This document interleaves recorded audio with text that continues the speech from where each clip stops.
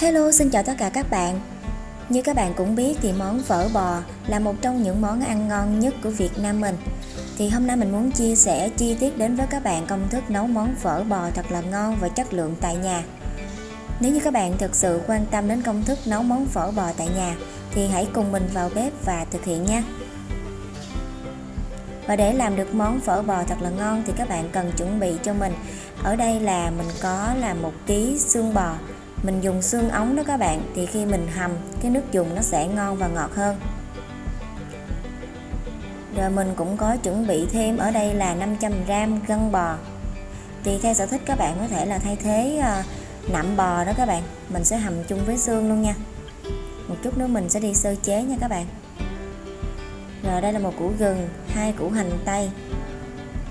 Và đặc biệt là để nấu được món phở bò mang đúng cái hương vị thật là ngon, cũng như là giống như cái hương vị mình vẫn thường hay ăn ngoài tiệm, thì các bạn tìm mua cái gói gia vị nấu phở này rất là tiện nha các bạn, nhanh gọn lẹ. Thì trong cái gói gia vị nấu phở này á, thì có các loại thảo mộc tự nhiên như là quế, thảo quả, tây hồi, đinh hương, cam thảo, trần bì, vân vân. Có đầy đủ những cái gia vị thuốc bắc như thế này. Chứ các bạn chỉ cần mua một gói như thế này thì mình sẽ có được một nồi phở bò đúng cái hương vị như ngoài tiệm mình vẫn thường hay ăn ha. Rồi cũng như một số gia vị nêm nếm cần thiết khác, bây giờ mình làm đến đâu mình sẽ chia sẻ chi tiết đến đó để các bạn có thể là dễ dàng nắm rõ hơn về công thức. Đầu tiên thì mình sẽ đi sơ chế xương bò. Với 1 kg xương bò và 500g gân bò, các bạn sẽ ngâm ngập ở trong nước.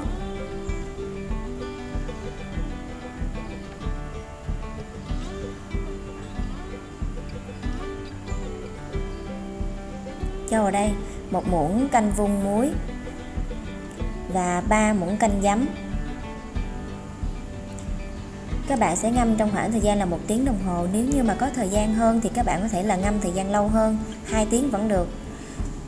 Rồi tiếp theo thì mình sẽ nướng hành tây và gừng ở trên lửa. Cho những cái nguyên liệu này thật là thơm nha các bạn. Các bạn nướng cháy xém như thế này là được rồi. Rồi ở đây mình có nửa ký thịt bò. Hôm nay mình chỉ mua được thịt nạc bò như thế này. Các bạn cũng có thể là thay thế bằng bắp bò.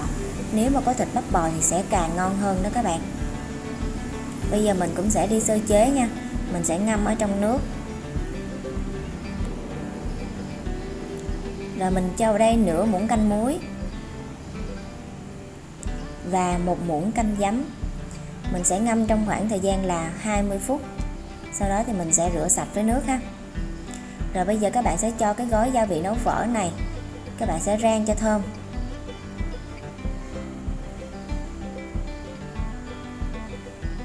Các bạn sẽ rang ở mức lửa nhỏ trong khoảng thời gian là 2 phút.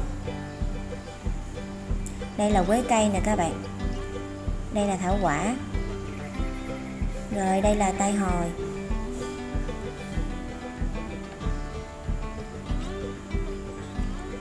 Rồi cam thảo. Rồi nếu như mà các bạn không tìm mua được gói gia vị nấu phở giống như của mình á, thì các bạn có thể là vào trực tiếp những cái tiệm thuốc bắc lớn và các bạn tìm mua những cái gia vị này.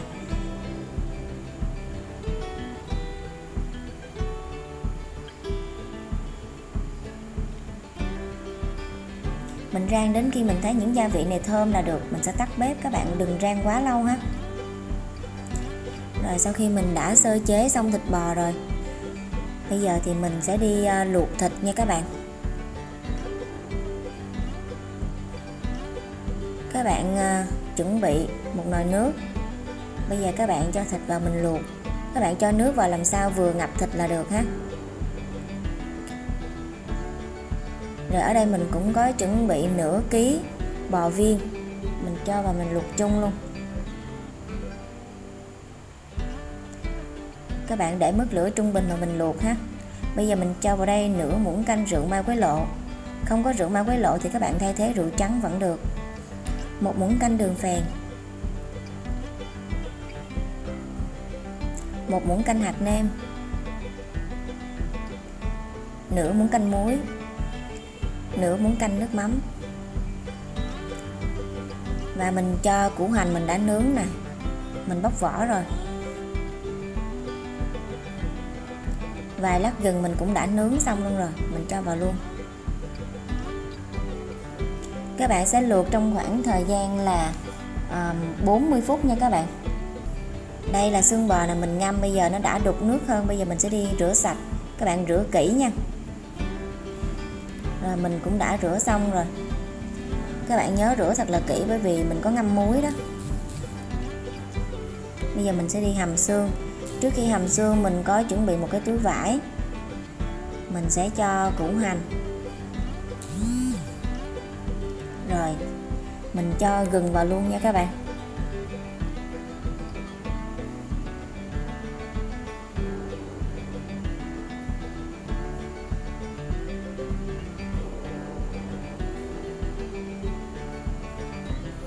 Rồi các bạn sẽ buộc túi lại, mình buộc kín lại.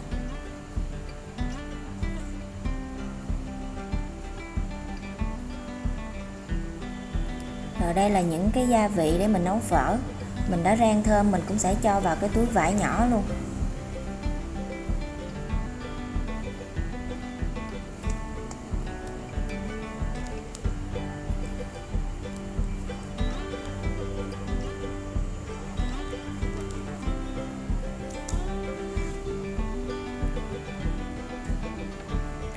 Tiếp theo các bạn chuẩn bị cho mình một nồi nước. Mình cho đây là 6 lít nước. Bây giờ mình sẽ cho xương bò vào mình hầm. Gân bò mình hầm chung nha các bạn, nhưng mình chỉ hầm khoảng 40 phút thì các bạn sẽ vớt ra, bởi vì gân bò nó sẽ nhanh chín hơn. Mình cho cái túi hành tây gừng, mình cho vào mình hầm. Mình để mức lửa trung bình, mình hầm 1 tiếng đồng hồ. Sau khoảng 1 tiếng đồng hồ, bây giờ mình mở nắp ra mình kiểm tra. Rất là thơm luôn á các bạn. Và các bạn quan sát, các bạn thấy là không hề có bọt nha. Xương ống sẽ ra chất ngọt. Sau 1 tiếng thì bây giờ các bạn sẽ cho gói gia vị nấu phở vào. Lúc này thì mình mới cho vào nha các bạn. Mình không cho quá sớm.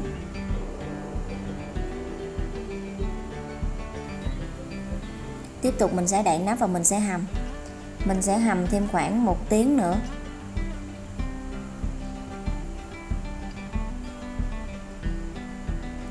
Rồi đây là bò viên. Bò viên thì các bạn luộc khoảng 30 phút. Thịt thì các bạn có thể luộc từ 40 đến 45 phút. Sau đó thì các bạn sẽ vớt ra. Các bạn để trong ngăn mát của tủ lạnh nha. Trong thời gian mà mình chờ cho xương mình hầm xong đó thì các bạn bảo quản ngăn mát. Các bạn nhớ dùng bọc thực phẩm, các bạn đậy kín lại ha. Rồi sau khi mình đã cho gói gia vị nấu phở vào mình hầm, bây giờ thì mình kiểm tra nè. Thơm lắm luôn á các bạn ơi. Bây giờ mình sẽ vớt cái gói hành tây và gừng ra nha.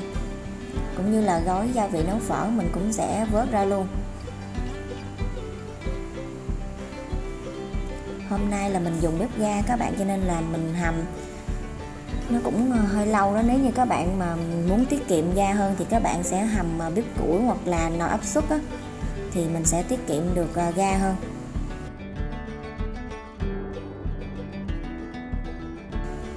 Sau khi mình đã vớt gói hành tây và gói gia vị nấu phở ra rồi, mình cũng sẽ để mức lửa trung bình và mình sẽ hầm thêm khoảng 30 phút nữa. Nếu mà có thời gian hơn thì các bạn sẽ hầm xương cái thời gian lâu hơn của mình nha. Bây giờ mình hầm đủ thời gian rồi. Bây giờ mình sẽ mở nắp ra. Lúc này mình vẫn chỉnh về mức lửa nhỏ vừa. Mình vớt xương ra.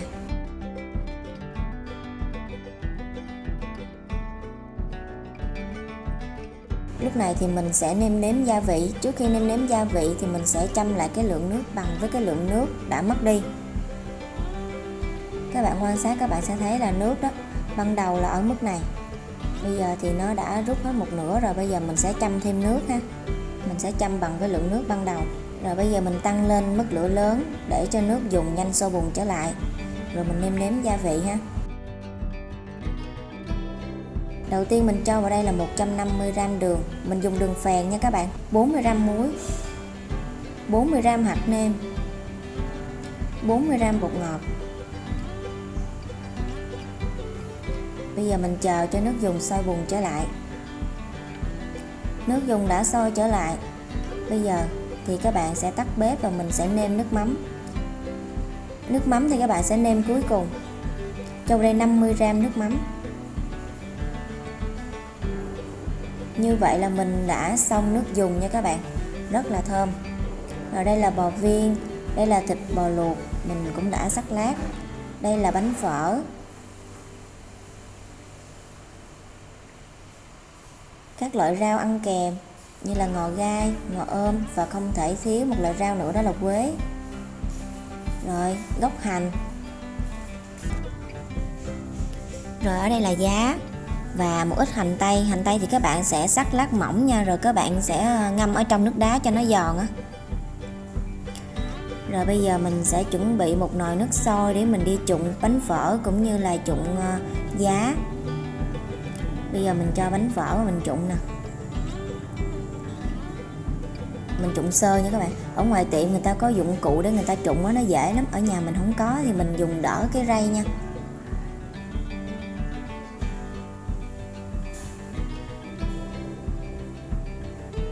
Rồi mình sẽ trụng với một ít giá. Mình sẽ làm một tô có giá và một tô không có giá, tùy theo sở thích của người thân và bạn bè của mình.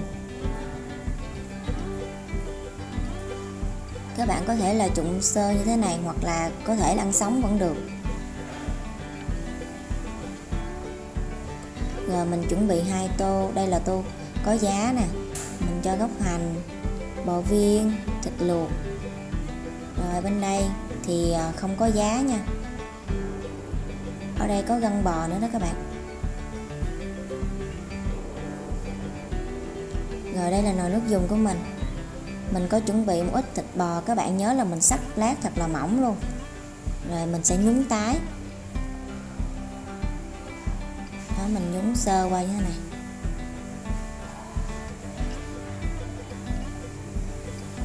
Rồi bây giờ mình cho nước dùng.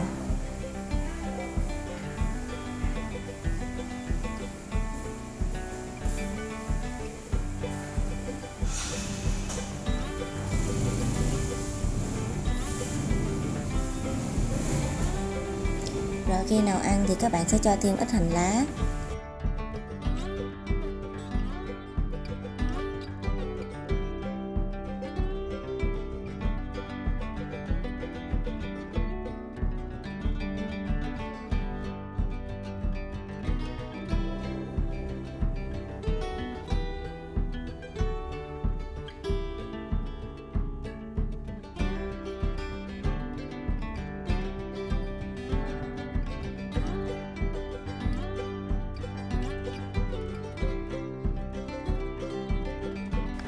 Rồi đây là 2 tô phở của mình. Bên đây thì mình có giá trụng nè, bên đây thì mình không có giá trụng nha. Rồi khi nào ăn thì các bạn sẽ cho tương ăn phở đó các bạn. Đó, mình cho lên. Cũng như là tương ớt.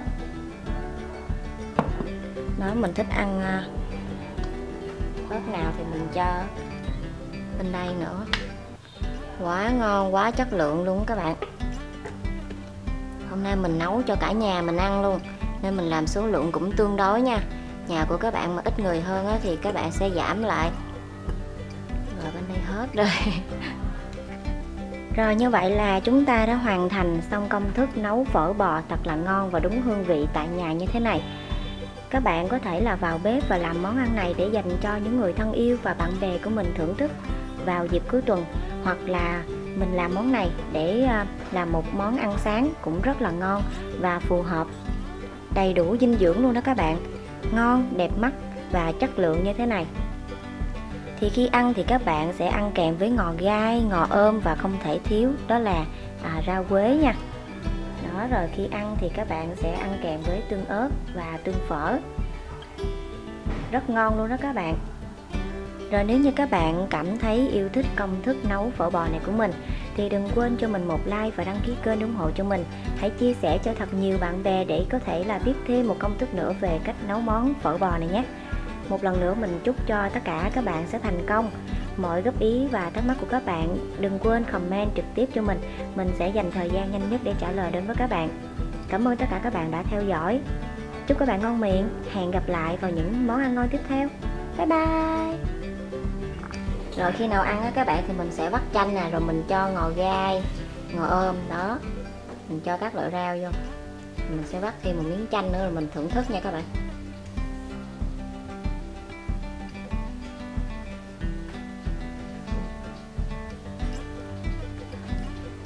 Rồi mình mời các bạn cùng mình thưởng thức nha. Đó, khi nào ăn thì mình sẽ trộn lên nha các bạn, đầy đủ gia vị luôn. Đó, bò viên nè,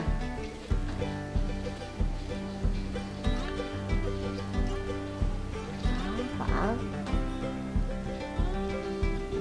mình trộn cho rau nó chín một chút. Mình thích nhất là ăn cái gân bò này nè các bạn. Đó, mình hầm nó mềm luôn, rất là ngon ha. Bò viên dai,